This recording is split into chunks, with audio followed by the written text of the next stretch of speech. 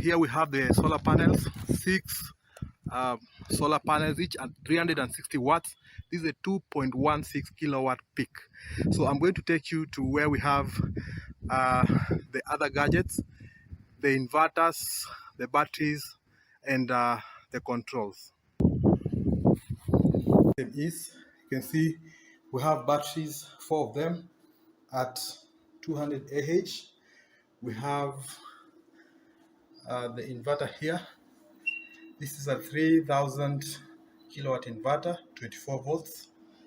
As you can see, it's giving us an output of 230 volts AC. These are the controls, and it has also a remote monitoring kit. So the owner is able to monitor the system, the health of the system from anywhere.